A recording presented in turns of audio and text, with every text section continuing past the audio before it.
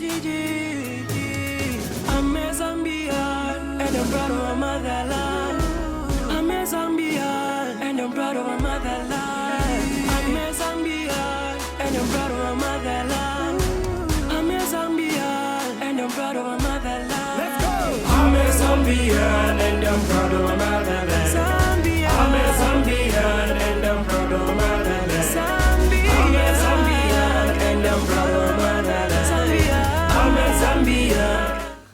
Hello and welcome to your Vision to Citizens. Now, this is the first episode that we are having, and today in the studios we have a very special guest. Now, just a brief preamble of what your Vision to Citizens is all about. This is a talk show that brings each and every member of the community who's got a project, whether it's an NGO, whether it's government related, any project that has to do with the community. This is the show where they bring their manifesto, they bring their profile, so that you, the community, you, the citizens, can get to understand what they are trying to achieve and what they are trying to do by working with you. So this is the platform. Now, today we have a special guest in the studio, and he goes by the name of Mr. Fred Mbewe, who is the founding father of Impact Generation Global.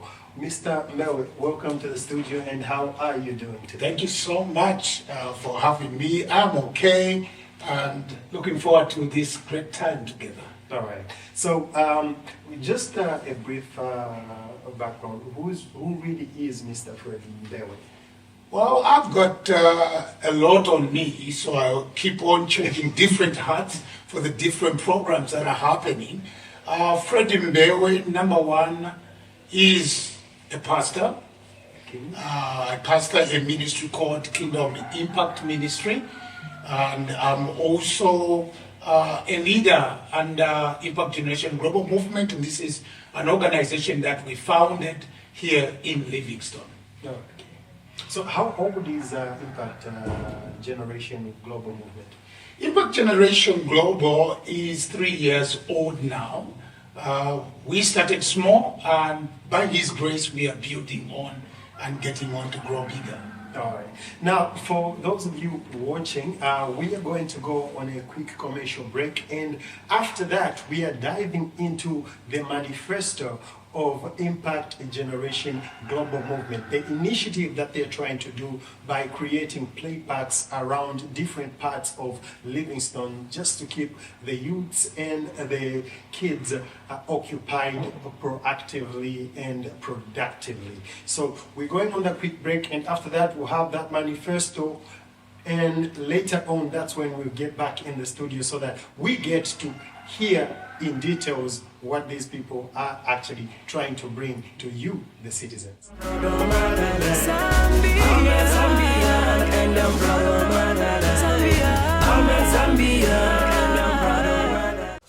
Okay, hello everybody, Fred Mbewe here. So we are at this park, one of the parks that we have been using for the last 3 months. We are in this area called Zambia Youth, and this is where the Lord has opened a door for us to do something. At this park, we meet every Saturdays with the young people. The first group comes in the morning from 8 to 10:30, and then that one is for the kids ages from 5 up to 12 years. And then in the afternoon, we have the young people coming in from 14 hours right up to 17. When they come at this park, we have a number of recreation things that we do. The first thing that we do is volleyball. So we got volleyball, we got cycling, we got a number of bicycles that we use for cycling. Then we got chess, we got table tennis, and all these other activities that we do. When they come, we load young people with lots of activities, different games that they are able to do. We have also introduced literacy, where they sit in different groups and study together, learning how to read and write. So this is a place where we are. Our major focus in coming up with this initiative of parks in different areas is to help young people not to indulge themselves in activities that do not benefit them. Livingstone has been known so much for drugs, alcohol, and all these different vices that have affected young people. So instead of them going out drinking, clubbing, they come to this place and they have activities that helps them build their mind, that helps them in their relations with other people. So when we come here, we focus on mental health, that is dealing with issues that deal with the mind so that they are productive in their thoughts. We talk against addictions. Much of our focus has been drugs, alcohol, and just bringing them to a place where they are able to understand that life is not all about this addiction. And then we've got also clinics that we talk over issues that affect them. We've got topics on sexuality. We've got topics on how to make in the community, how to work with the elderly people. And all these things have helped our young people have sound information that helps them. So basically, this is where we are.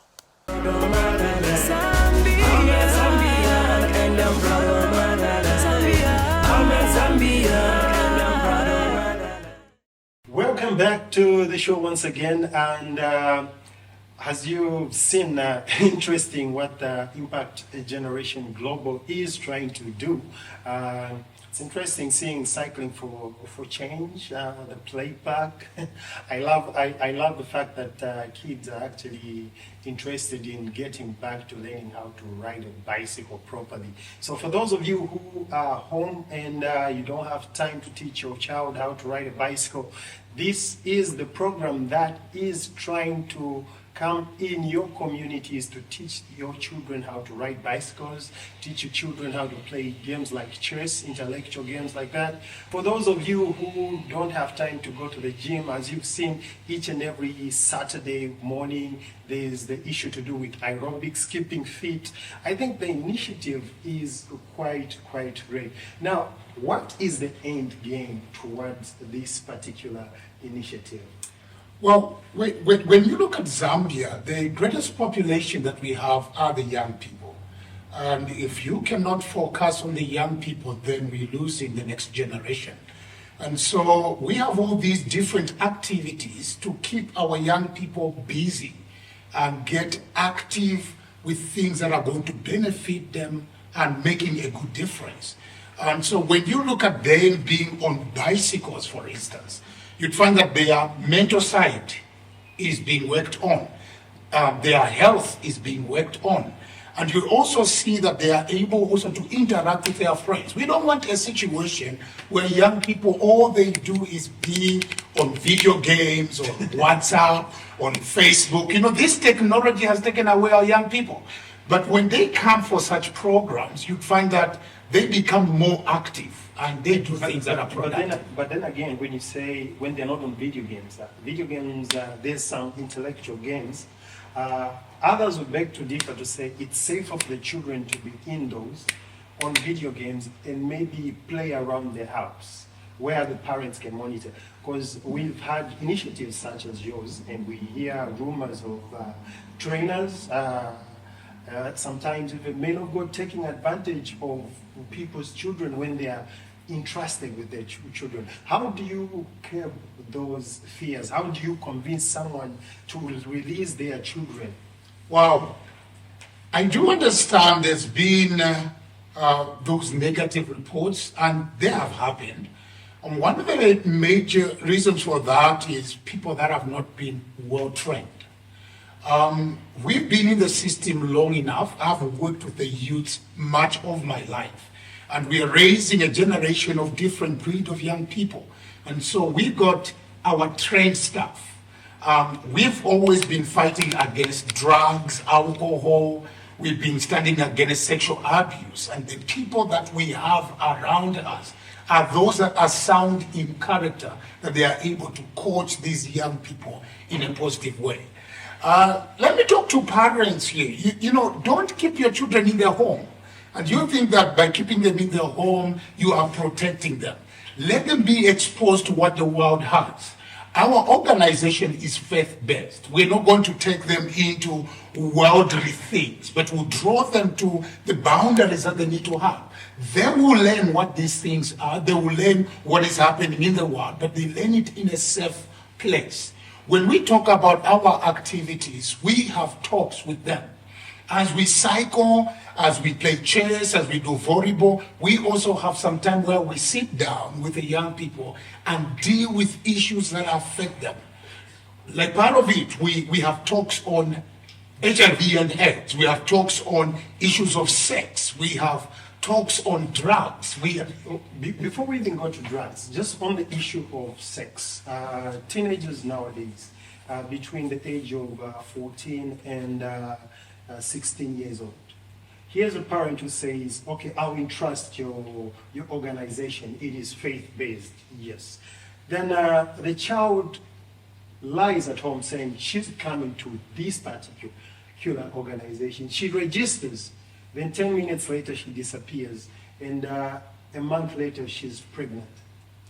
What measures do you have to make sure that when children leave their homes, they're actually coming to this particular facility, and when they knock off, they are going straight home, they're not engaging in other bad vices? We've had such challenges before, and the good news is that we have worked on that. So we get the consent from the parents for their kids to come. And like our program, because we're in different communities now, in the morning we have other centers that we are working with, where we are doing the work with. And when the kids come in, there's a registration that happens. So they register that they are in at such a time, and we know that they have to be home at such a time. So like the one we have here in town, we start the program at 14. By 17 hours, we are done and we release them. So we're looking at the loophole where a child, okay, because we've got multitudes, you'll be having numbers 60 to 100 children. It's difficult to keep track of each and every one of them. Wouldn't you agree? Yes. So now here's a scenario where two of them, the boy and the girl, decide to say, let's go. They've given you consent as parents. They come, they register. Then for 30 minutes, they are present in the park. Then when Chadira Paja, they decide to sneak out. They go play bad manners. Then before 16 hours, they come back and they perform actively, actively, and then they log out. You've been in this business for a long time. What's the key to solving that equation? I don't do the work alone. We have other leaders that we have around us. So you're talking about 60 to 100, and sometimes we get on to have about 300 kids that gather together. And so we break them up into different groups, and in each groups we have leaders that supervise them. So these are adult mentors that they can look to. So there is a process of accountability. Now I'll tell you, youths are very crafty. We understand how their minds operate, and sometimes they can sneak out and do all that. But we have a very good system that watches them, that we are able to gather them in that period of 2 hours, 3 hours, we are with them. But I also want to say this, real character starts from home. When a child is coming for a program of this nature, we are not police people, we are guidance. We are giving counsel and guidance to them. But you need to tell your kid as they are coming out of the house, go to the program and come back from the program.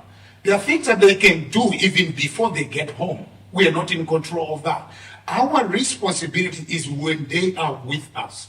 And the next thing that happens as well, because we are in touch with every parent, we do check with them, how is your child doing? How are they walking the journey? In short, in a polite way, you're trying to say, when this program starts, parents should also be actively involved in monitoring to such a time you feel you've groomed their children to a way that they actually become properly, fully in the system. Yes, we teach an aspect of responsibility. So it starts with a responsibility from a child, and then we also see the care and the support that comes from the parents. We can't do this by ourselves. We need the involvement of parents. I'll use one of the scenarios that happened recently, where one of the boys, we're done with the program by 17 hours, And I got a call from the parent around 21 saying, our son is not here. Why have you kept them for long? And I had to communicate to them, say, you already know the time when our program happens. So check with the child, where have they gone? And when the child got back home, late at night, they called me and said, this is when he has arrived, 21 hours. And we asked him, where have you been? And he says, I went out with friends. I say, that is not in our control.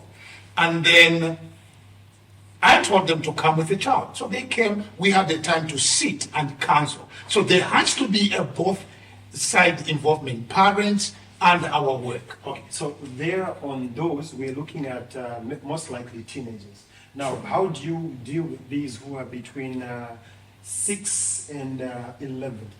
So we have tailor-made the program in such a way that it has a complete focus with the age. So from 5 years to 11 years, they have their time in the morning and have got specific people that are trained to work with them as children. And then the teenagers have got their time in the afternoon. So we have a focus with the age groups that they are coming from. No, okay. So any people you're working with, partnering with, I know there's also the issue of financial backing to run such an initiative, like for example the cycling for change, to raise that number of bicycles. Do you find the resources on your own, or there's somebody funding behind? So being a faith-based, we are so much dependent on God, number one, and the people that He brings alongside us. We've had some parents that have even donated a bike and say, we want this bike to be used because they've been keeping it home. And let me also talk to the viewers to say, in case you have a bicycle and you'd love to support, it can be a bicycle, it can be footballs, it can be the volleyballs or nets. They are all welcome to do a donation. So we have donations that are coming from the community. Recently we had a church that provided us with bicycles. So they were able to give us bicycles to use for our ministry and the programs that we've been running. So we depend on partners, friends, business people, churches to come in and offer us the support. Okay. So is this a profitable venture, or entry is strictly free? For now, entry is strictly free. Okay. For now. At some point, we're going to bring in a subscription fee that people have to use to coming in, or it can be a yearly contribution that will help us to be self-sustainable as well. Okay. So in your manifesto, you talked about issues to do with empowerment. Mm-hmm. So the people who are running the play park, the trainers, the guides, the ones who are doing the clinics, the counseling corners for the youths, including when you talked about empowering them. So if for now everything is for free, how are you planning to pay these people, or they are just volunteers? We started from the volunteer stage, and then we have about 4 that are permanently staff working with us, and we have some people that come in to support. And we are trying to raise much more support in keeping going. As the project keeps on growing, you have more people that are working with us. Like now, we've got 4 centers that are running. We got the Damba North, we got Lihuyu, we got Linda, as well as Maramba, that is actively working. And so to keep these guys doing well, yes, they will need a lot more support that's going to come in. So part of the areas in getting money would be from the parks, as these young people are getting involved in it. They are able to pay something. It will not be too much because we don't want really to kill them from coming. So it's a little amount that they are going to contribute towards that. But much of the support will come from parents, organizations that are partnering with us to see this project go forward. Okay. You've also mentioned about Linda. How are you managing the play park in Linda with the current surge of human-animal conflict, the elephant in the room when it comes to Livingstone? How are you trying to manage the place? When we had the time of school holidays, we did talk with partnering organization like there was the Zambezi Animal Rescue with their director Lynn. And when we talked over that, she came in and said, hey, it's in our area, it's Linda area, we want to stand with you. And so you find that with such few partners that come in, we got the project running. And somebody donated a volleyball net and some balls that we are using in that area. Talking about the elephants, we started a program called Wildlife Wednesday. Now with Wildlife Wednesday, we have a focus of talking to the communities about what to do when elephants come. In these communities, we know that people will be chasing them and calling them hule, hule, hule, hule, throwing stones at them. The more they do that, the more elephants get irritated with that, and they reach out to others, and we hear of death that has happened with the young people. It's because we have provoked them. And when you provoke them, they'll find a way of defending themselves. And sometimes it's a survival mode. They want to run from the situation. And then we have these accidents that happen. And so we have been dealing with this elephant issue by sensitizing the people and telling them, don't reach out to the elephant. Talking to the young people that are watching, you need to be responsible citizens that are not going to be fighting against the elephants or throwing stones at them. These are our tourism attraction. Our Americans don't have elephants. They may have them in the zoo. So they travel all the way to Livingstone to come and see these elephants. Most of the economical side of Livingstone depends on tourism. Imagine a time without elephants. Why are these people going to come when you don't have the big fives that are with us? And so we need to take care of our environment, take care of the animals that are around us. Okay. One question from the community that mainly stands out to deal with, like you've said, Livingstone depends on tourism. Why is it that majority, especially of people like you who own organizations, the first thing you prioritize is elephants are profitable, but then the life of a Zambian? Shouldn't government actually be first in protecting the citizen first, then the animals later?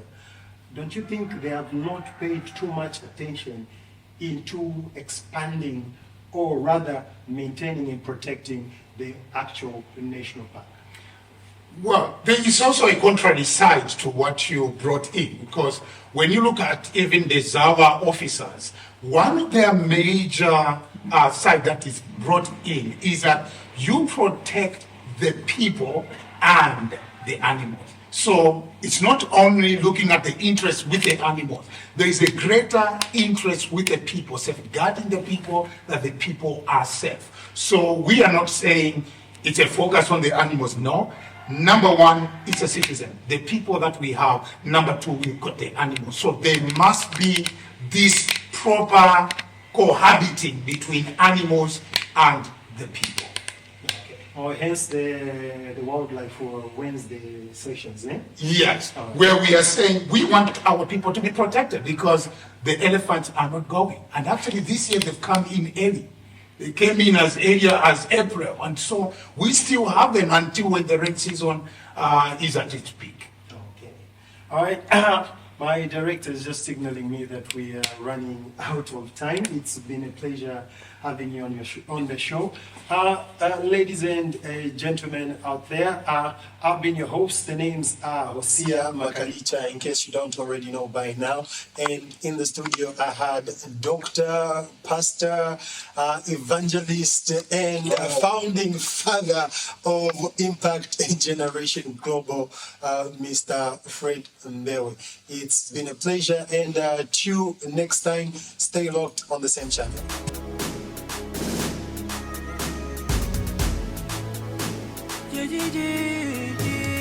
I'm a Zambian and I'm proud of my motherland. I'm a Zambian and I'm proud of my motherland. I'm a Zambian and I'm proud of my motherland. I'm a Zambian and I'm proud of my motherland. Let's go! I'm a Zambian and I'm proud of my motherland. Zambia. I'm a Zambian and I'm proud of my motherland. Zambia. I'm a Zambian. Zambia.